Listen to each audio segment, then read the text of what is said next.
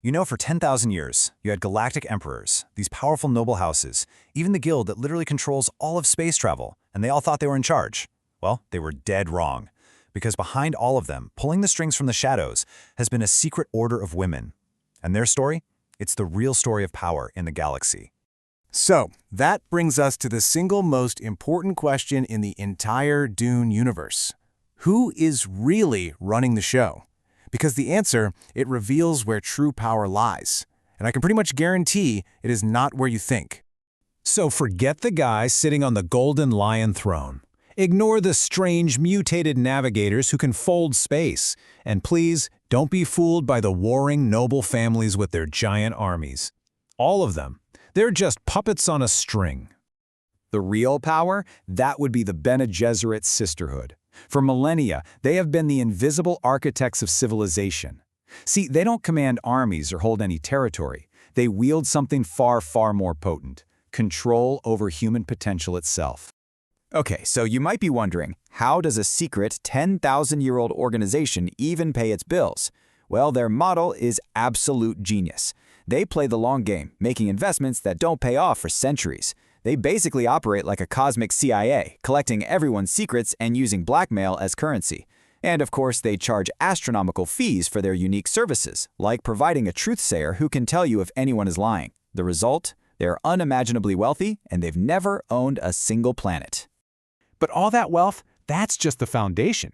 The real investment, the one that took them 10 millennia to perfect, was forging their own bodies and minds into the ultimate instruments of control. And their most feared ability has to be the voice. Now, this isn't just someone being persuasive. Oh no. It is a precisely modulated sound that targets the victim's nervous system directly, completely bypassing their conscious mind. The command is heard as if it's their own thought. There is literally no resistance. Just imagine someone looking at you and saying that. Every part of your brain is screaming no, but your hand is already giving them the weapon. That is the chilling, absolute power of the voice. And their toolkit is just terrifyingly diverse. With something called prana bindu training, they get total control over their own biology. We're talking neutralizing poisons inside their body, ignoring unimaginable pain. As truthsayers, they are perfect human lie detectors, and if it comes to a fight, they use the weirding way, a combat style that makes them absolutely lethal, even against the most elite soldiers. So how in the world do they achieve this insane level of control? It all starts with this phrase. But you have to understand, this isn't a prayer or a mantra. It's a psychological program. The litany against fear is an operational tool they use to literally overwrite the most basic human instinct, allowing them to think with perfect clarity in moments of absolute terror. But here's the kicker. All of these incredible abilities, they were just tools for one single overarching goal. A plan so ambitious it spans 90 generations, the creation of a perfect human. A male Bene Gesserit they called the Kwisatz Haderach, a being who could see into the future and control the past. They wanted to manufacture a god. The scale of their ambition is just staggering. I mean, for nearly 10,000 years, they meticulously managed the genetic lines of all the great houses, arranging marriages, orchestrating affairs, all to push humanity toward their goal. They even cultivated the rival Atreides and Harkonnen families for centuries, planning for them to finally come together and produce a messiah that they could control. And to protect their agents and make sure their grand plan worked, they weaponized faith itself. It was a program called the Missionaria Protectiva, and its job was to seed primitive worlds with prophecies and myths. So centuries later, when a Bene Gesserit agent needed a safe harbor, the locals would see her as the fulfillment of a divine legend, ready to obey and protect her. It's as cynical as it is brilliant. They had planned for everything. I mean, every genetic variable, every political shift. They had a contingency plan. But they couldn't plan for one thing: love. And a single act of defiance, born from love, shattered their millennia-long gambit into 1,000,000 pieces. You see, the Bene Gesserit Lady Jessica was ordered to have a daughter with Duke Leto Atreides.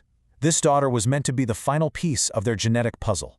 But out of love for the Duke, she chose to give him the son he always wanted, Paul. In that one moment, she didn't just break a rule. She derailed 10,000 years of planning and unleashed a force of nature they could never, ever hope to control. And this This is the price of their failure. 61 billion people. That's the estimated death toll from the galactic jihad unleashed by Paul Atreides, the Messiah they accidentally created. Their perfect plan backfired on a scale that is almost impossible to comprehend. Now, a failure that catastrophic should have destroyed them, right? Wiped them from history. But it didn't. In fact, it was in surviving their own creation that the Bene Gesserit revealed their true genius. They were forced to evolve. They had to learn, the hardest way imaginable, that seeking absolute control only leads to absolute catastrophe. So their goals shifted from domination to simple survival. They discovered that true power isn't a tool you wield, but a force you try to guide. And really, this is the most crucial thing to understand about them. Their greatest strength was never the voice, or their fighting skills, or even their massive breeding program. It was institutional memory. It was the ability to learn from their mistakes, even mistakes that took centuries to fully play out, and to always play the long game. In the end, the Bene Gesserit wanted to elevate our species, to perfect humanity. But their story leaves us with a really chilling question. In the quest to create the perfect human, do you risk losing everything that makes us human in the first place?